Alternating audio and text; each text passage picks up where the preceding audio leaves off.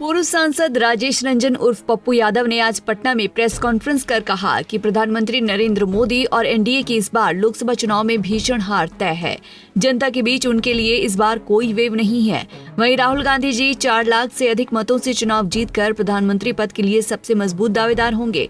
उन्होंने कहा कि रायबरेली ने हमेशा देश को प्रधानमंत्री दिया है। हमेशा देश का पीएम रायबरेली,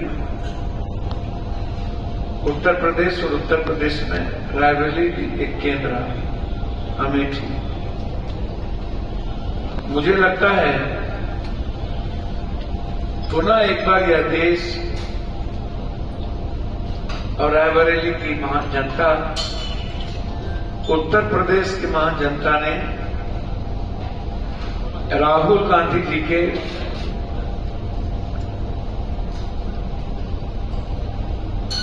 एक सच्चाई के रास्ते चलने वाली एक आवाज, जो सभी जाति धर्म वर्गों का जिन्हें मिला, वह व्यक्ति स्वाभाविक इस देश के प्रधानमंत्री के उम्मीदवार, जनता के उम्मीदवार होगा। और किसान, महिलाएं, युवा वर्ग, दलित, एसटी, एससी और गरीब, इसके दिल में प्रधानमंत्री बनाने की पूरी इच्छा राहुल गांधी जी को लेकर। और मेरा मानना है कि मिनिमम 4 लाख से 5 लाख के बीच रायबरेली की जनता राहुल गांधी जी को अपना बेटा के रूप में उन्हें स्वीकार। अमेठी के बारे में मैं 2 बार कहूंगा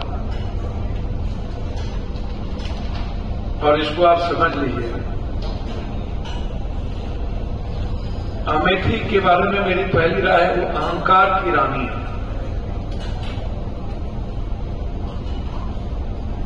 अहंकार की रानी, जिसको कई बैकअप है, जो परछाई है,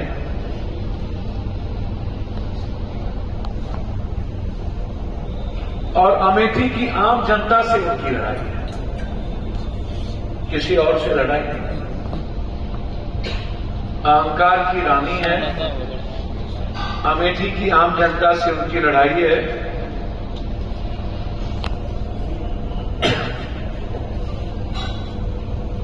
और उनका हारना तय है। वहीं पप्पू यादव ने कहा कि लोकसभा चुनाव के बचे हुए चरणों में हम और हमारे साथी सिवान में हिना शाहाब, पाटलिपुत्र में मीसा भारती, पटना साहिब में अंशुल अभिजीत, सारण में रोहिणी आचार्य, बक्सर में अनिल चौधरी और जहानाबाद में वहां के साथियों के साथ के मत के अनुसार मुनीलाल को समर्थन देंगे। इसके अलावा हम और हमारे साथी कांग्रेस, माले, सीपीआई और सीपीएम के उम्मीदवारों का समर्थन करेंगे, जो इंडिया ब्लॉक को मजबूत करें। हालांकि पप्पू यादव ने ये भी कहा कि आरजेडी के उम्मीदवार आम लोगों के साथ संपर्क में नहीं हैं। मैं हमेशा कहता रहा हूं कि लालू प्रसाद यादव जी के सम्मान और उनकी भावना आहत ना हो, और मेरे दिल की गहराई से मेरी इच्छा है मीसा जी और रोहिणी जी, जो सामाजिक, राजनीतिक और संघर्ष में हमेशा खड़े रहे हैं, वो निश्चित रूप से चुनाव जीते। हमारे पाटलिपुत्रा के अध्यक्ष, हमारे साथी जेपी जी, पटना पश्चिम पूरब के दोनों अध्यक्ष, जहां इंटर कांग्रेस कैंडिडेट खड़े हैं, कल हम लोग अपने साथियों के साथ हम लोग मूव करेंगे। पाटलिपुत्रा भी हमारे सारे वर्कर, सारे साथी जरूरत महसूस होगा तो पप्पू यादव भी पाटलिपुत्रा जाएंगे। मीसा जी को मैंने आश्वस्त किया, कहा है मेरी जहां जरूरत हो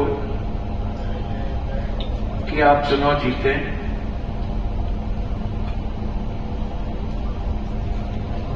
तन मन धन सभी चीज से मैं आपके साथ।